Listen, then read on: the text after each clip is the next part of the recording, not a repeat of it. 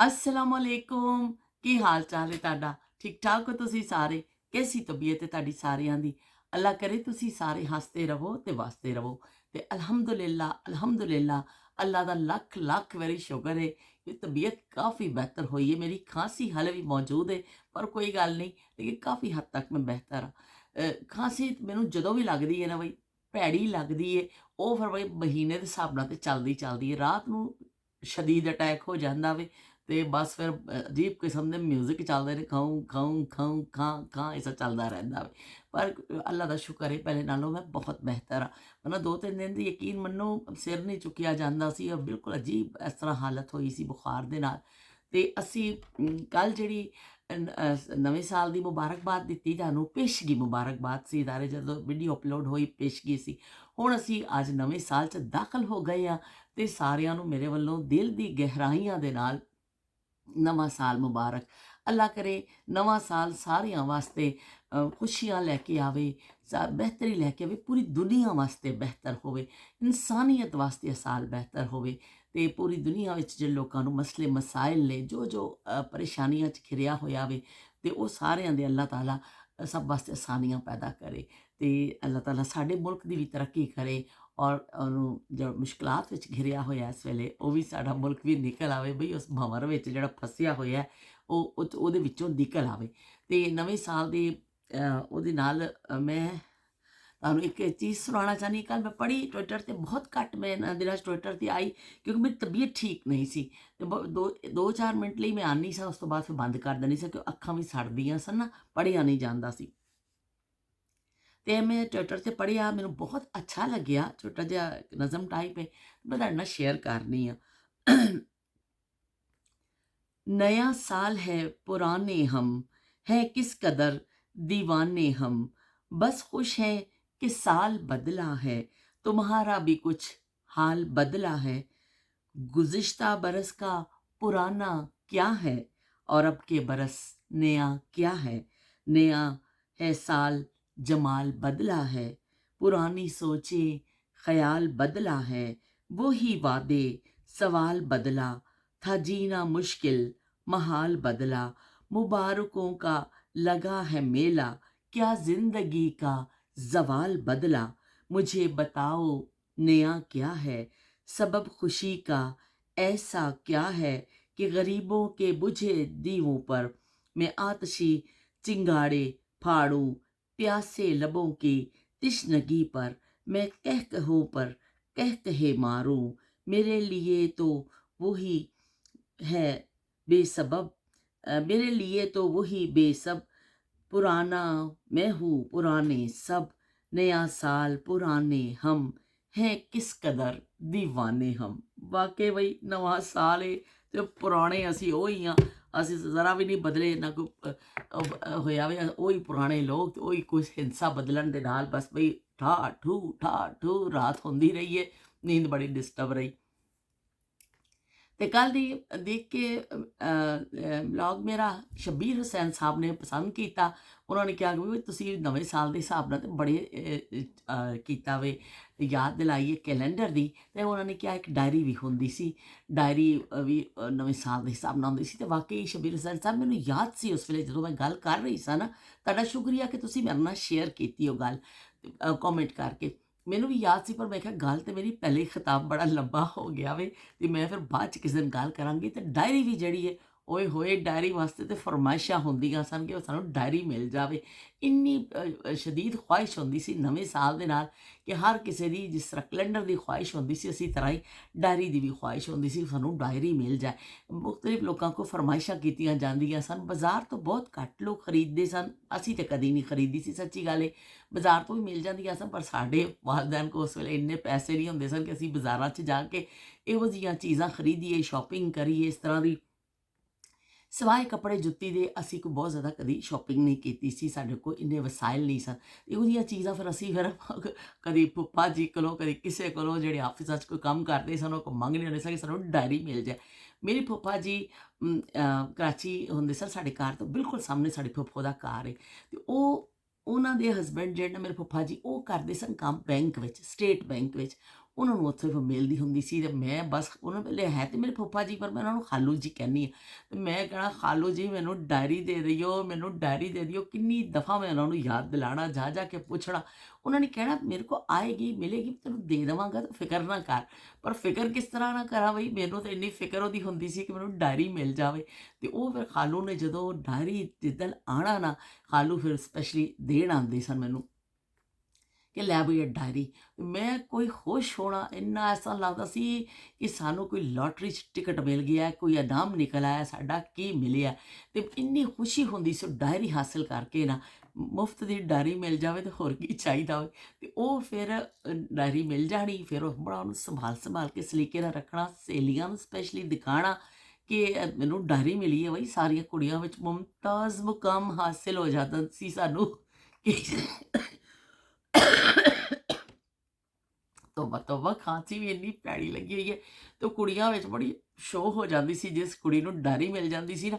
ਉਹਨਾਂ ਕੁੜੀਆਂ ਕਾਪੀਆਂ ਵਿੱਚ ਹੀ ਵਿਚਾਰੀਆਂ ਆਪਣੇ ਸ਼ੇਰ ਸ਼ੁਰ ਲਾ ਕੇ ਆਪਣੇ ਰੱਖ ਕੇ ਸ਼ਾਇਰੀ ਦੀ ਕਿਤਾਬ ਬਣਾਈ ਹੁੰਦੀ ਸੀ ਕਾਪੀ। ਪਰ ਜਿਹਦੇ ਕੋਲ ਡਾਇਰੀ ਮਿਲ ਜਾਂਦੀ ਸੀ ਉਹ ਫਿਰ ਬੜੀ ਬਈ ਸ਼ੋਆਂ ਮਾਰਦੀ ਸੀ ਕੁੜੀ। ਤੇ ਮੈਨੂੰ ਅਕਸਰ ਮਿਲ ਜਾਂਦੀ ਹੁੰਦੀ ਸੀ ਖਾਲੂ ਕੋਲੋਂ।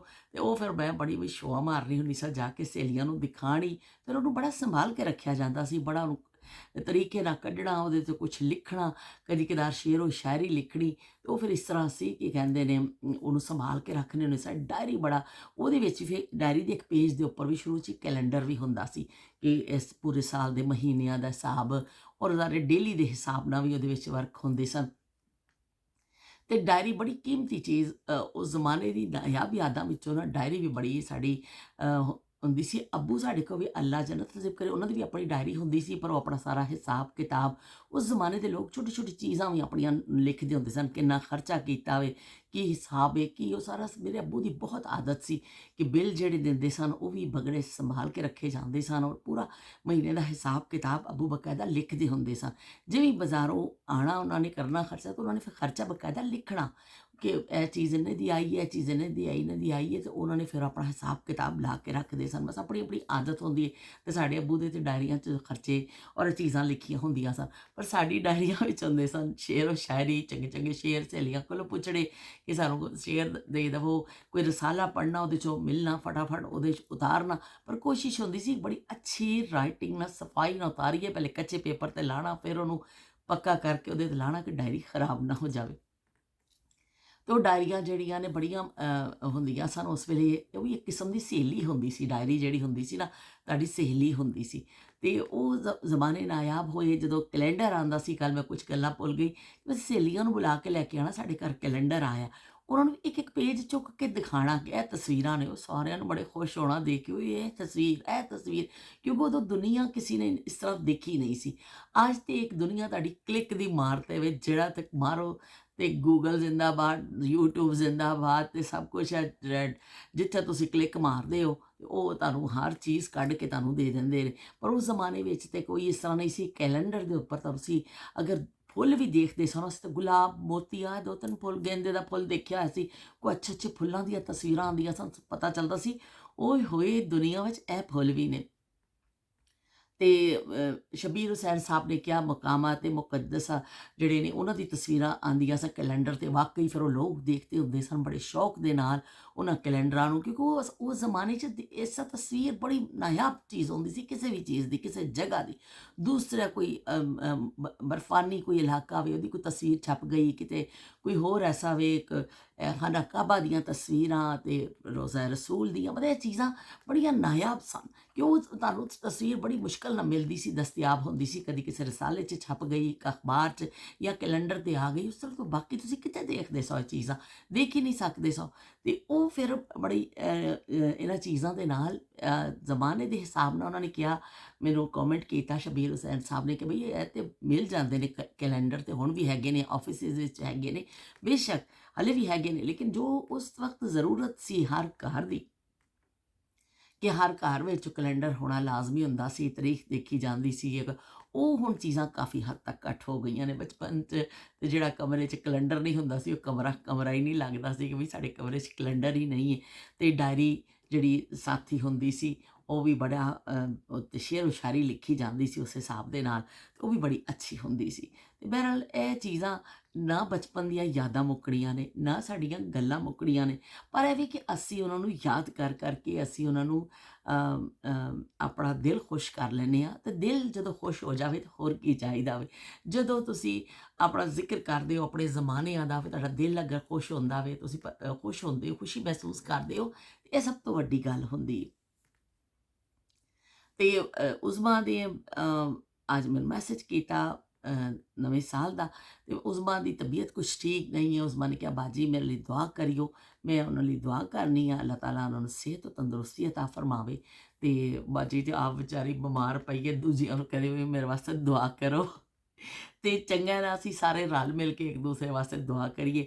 ਦੁਆ ਤੁਸੀਂ ਦਵੋ ਵੀ, ਦੁਆ ਤੁਸੀਂ ਲਵੋ ਵੀ, ਅਤੇ ਇਹ ਜ਼ਿੰਦਗੀ ਦਾ ਅਸੂਲ ਹੈ ਕਿ ਤੁਸੀਂ ਕਿਸੇ ਨੂੰ ਦਿੰਦੇ ਹੋ। ਕਹਿੰਦੇ ਨੇ ਜਿਹੜੀ ਦੁਆ ਦਿੱਤੀ ਹੁੰਦੀ ਹੈ, ਕਿਸੇ ਲਈ ਅੱਛੀ ਦੁਆ ਮੰਗੀ ਹੁੰਦੀ ਹੈ, ਉਹ ਪਲਟ ਕੇ ਤੁਹਾਡੇ ਵੱਲ ਹੀ ਆਉਂਦੀ ਹੈ, ਕਿਉਂਕਿ ਤੁਸੀਂ ਕਿਸੇ ਲਈ ਅੱਛੀ ਦੁਆ ਮੰਗਦੇ ਹੋ ਅਤੇ ਅੱਲਾਹ ਤਾਲਾ ਕਬੂਲ ਫਰਮਾਉਂਦਾ ਵੇ, ਅਤੇ ਤੁਹਾਡੇ ਵੀ ਉਹ 'ਚ ਬਿਹਤਰੀ ਹੁੰਦੀ ਹੈ।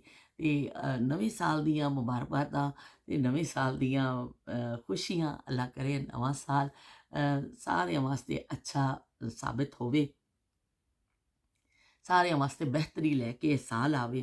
ਅਤੇ ਜਿਹੜੇ ਚਲੇ ਜਾਂਦੇ ਨੇ, ਦੇਖ ਲਓ ਕਿੰਨੇ ਕਿੰਨੇ ਸਾਲ ਹੋ ਜਾਂਦੇ ਨੇ, ਜਿਹੜਾ ਤੁਹਾਡੀ ਜ਼ਿੰਦਗੀ ਤੋਂ ਚਲਾ ਜਾਂਦਾ ਵੇ, ਉਹ ਫਿਰ ਸਦੀਆਂ ਹੀ ਬੀਤ ਜਾਂਦੀਆਂ ਨੇ, ਫਿਰ ਤੁਸੀਂ ਉਹਨਾਂ ਨੂੰ ਮਿਲ ਨਹੀਂ ਸਕਦੇ ਹੋ। ਤੁਸੀਂ ਉਹਨਾਂ ਨੂੰ ਕਹ ਨਵੇਂ ਸਾਲ ਵੀ ਆਉਂਦੇ ਨੇ, ਇਹ ਸਭ ਕੁਛ ਜ਼ਿੰਦਗੀ ਦੇ ਨਾਲ ਹੈ।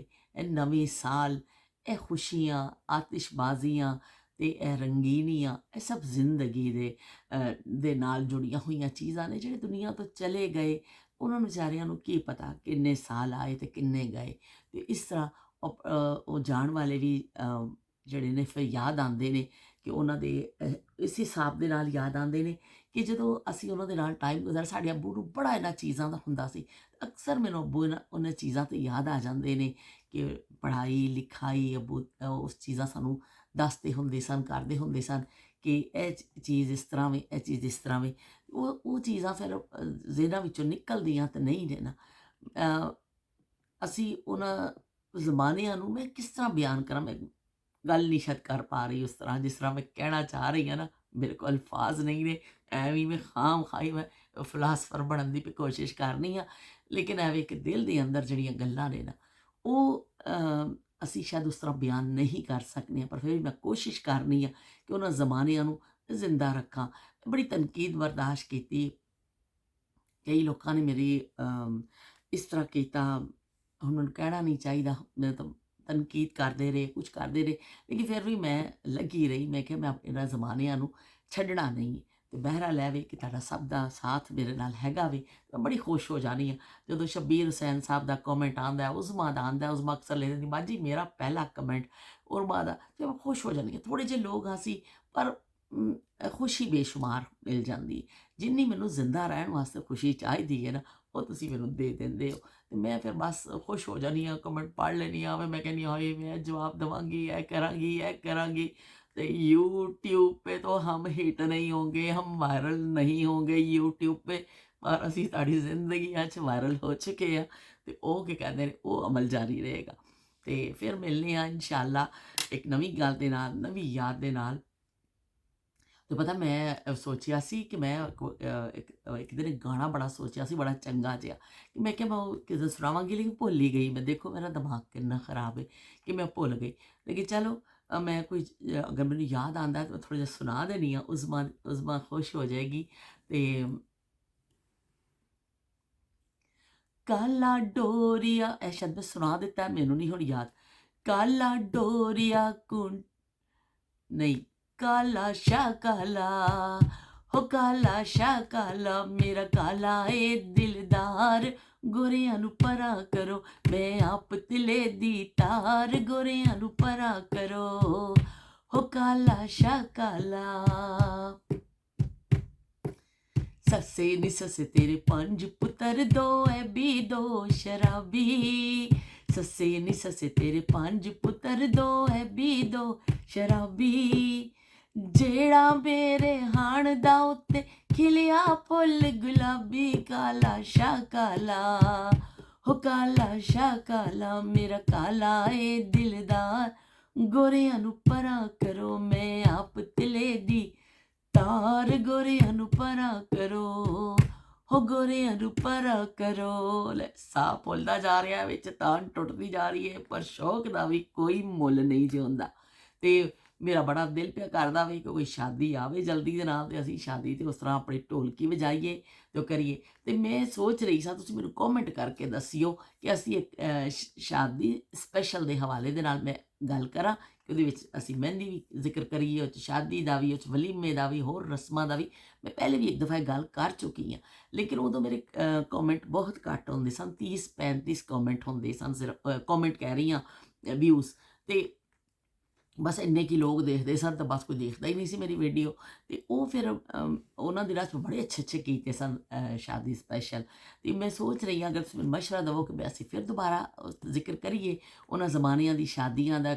ਅਗਰ ਕੋਈ ਕਹੇਗਾ ਮੈਨੂੰ ਉਜ਼ਮਾ ਜਾਂ ਸ਼ਬਨਮ ਹੁਸਨੈਨ ਤੇ ਸ਼ਬੀਰ ਹੁਸੈਨ ਜਾਂ ਜੋ ਉਰਵਾ ਤੇ ਲਾਇਬਾ ਮਾਹਮ, ਅਗਰ ਕੋਈ ਕਹੇਗਾ ਤੇ ਫਿਰ ਅਸੀਂ ਉਹ ਦੁਬਾਰਾ ਜ਼ਿਕਰ ਕਰ ਲਾਂਗੇ। ਕਿ ਮੇਰਾ ਪਤਾ ਨਹੀਂ ਕਿਉਂ ਅੱਜ ਕੱਲ੍ਹ ਬੜਾ ਦਿਲ ਕਰ ਰਿਹਾ ਕਿ ਕੋਈ ਸ਼ਾਦੀ ਆਵੇ ਸ਼ਦੀਦ ਕਿਸਮ ਦੀ, ਖਾਨਦਾਨੀ ਸ਼ਾਦੀ ਆਵੇ ਤੇ ਉਹਦੇ ਵਿੱਚ ਬੈਠੀਏ, ਗੱਪਾਂ ਮਾਰੀਏ, ਢੋਲਕੀਆਂ ਵਜਾਈਏ। ਉਹ ਹਾਲ ਵਿੱਚ ਜਾ ਕੇ ਨਹੀਂ, ਜ਼ਮੀਨ 'ਤੇ ਬੈਠ ਕੇ ਢੋਲਕੀ ਹੋਵੇ ਤੇ ਜਿਸ ਹਾਲਤ 'ਚ ਬੈਠੇ ਹੋਈਏ ਉਹ ਢੋਲਕੀਆਂ, ਬੜਾ ਦਿਲ ਪਿਆ ਕਰਦਾ ਹੈ। ਉਹ ਸੱਜ ਸੰਵਰ ਕੇ ਬੈਠ ਕੇ ਢੋਲਕੀ ਵਜਾਣੀ ਕਰਨੀ ਤੇ ਉਹ ਤੁਸੀਂ ਸਟਾਈਲ ਮਾਰਨੇ, ਉਹ ਵਾਲੀਆਂ ਢੋਲਕੀਆਂ ਨੇ। ਕਿਆ ਸੋ ਲੱਤ 'ਤੇ ਲੱਤ ਰੱਖ ਕੇ ਬੈਠੇ ਹੋ, ਵਾਲਾਂ ਬਣਾਏ ਨੇ ਤੁਸੀਂ, ਵਾਲ ਜਾ ਕੇ ਪਾਰਲਰ ਤੋਂ ਬਣਵਾ ਕੇ ਆਏ ਹੋ, ਤੇ ਤੁਸੀਂ ਕਿਸੇ ਨੂੰ ਸਿਰ 'ਤੇ ਹੱਥ ਵੀ ਨਹੀਂ ਕੁੜੀਆਂ ਫੇਰਨ ਦਿੰਦੀਆਂ। ਅਸਲਾਮ ਵਾਲੇਕੁਮ ਦੂਰੋਂ ਹੀ ਦੌੜ ਜਾਂਦੀਆਂ ਨੇ ਕਿ ਸਾਡੇ ਨੂੰ ਕੋਈ ਪਿਆਰ ਨਾ ਦੇ ਦੇਵੇ। ਤੇ ਉਹ ਚੀਜ਼ ਨਹੀਂ ਜਿਹੜੀ ਬਿਲਕੁਲ ਹਕੀਕੀ ਤਸਵੀਰ, ਕਿ ਤੁਸੀਂ ਬੈਠੇ ਹੋ, ਤੁਸੀਂ ਦਰੀ ਵਿਛਾਈ ਹੈ ਤੇ ਢੋਲਕੀ ਪਈ ਹੈ, ਇੱਕ ਵੱਟਾ ਫੜਿਆ ਹੋਇਆ ਹੈ, ਤੇ ਜਿਸ ਹੁਲੀਏ 'ਚ ਬੈਠੇ ਹੋ ਨਾ, ਢੋਲਕੀ ਪੇ ਵਜਾਉਂਦੇ ਹੋ। ਉਹ ਚੀਜ਼ ਜਿਹੜੀ ਹੈ ਨਾ, ਮੈਨੂੰ ਬੜੀ ਸ਼ਿੱਦਤ ਨਾਲ ਮਹਿਸੂਸ ਹੋ ਰਹੀ ਹੈ ਕਿ ਕੋਈ ਫੈਮਿਲੀ ਦੀ ਸ਼ਾਦੀ ਆਵੇ ਤੇ ਫਿਰ ਅਸੀਂ ਕਰ ਸਕਦੇ ਹਾਂ ਘਰ ਦੇ ਅੰਦਰ ਡਗ ਡਗ ਡਗ ਡਗ ਡਗ ਡਗ, ਓਏ ਡਗ ਡਗ ਡਗ ਡਗ ਡਗ ਡਗ, ਓਏ ਡਗ ਡਗ ਡਗ ਡਗ ਡਗ ਡਗ ਕਰੀਏ। ਅੱਲਾ ਕਰੇ ਕਿ ਮੌਕਾ ਆ ਜਾਵੇ ਐਸਾ। ਤੇ ਫਿਰ ਮਿਲਨੇ ਆ ਇੱਕ ਨਵੀਂ ਯਾਦ ਦੇ ਨਾਲ, ਨਵੀਂ ਗੱਲ ਦੇ ਨਾਲ। ਸਾਰਿਆਂ ਨੂੰ ਮੇਰੇ ਵੱਲੋਂ ਇੱਕ ਵਾਰੀ ਫਿਰ ਦਿਲ ਦੀ ਬੜੀ ਅੰਦਰੀ ਗਹਿਰਾਈਆਂ ਨਾਲ अंदरूनी दिल की गहराइयों से भी दिल की मुबारकबाद पेश करती हूँ मैं नए साल की। तो फिर मिलने अल्लाह हाफिज़ ते रब रखा।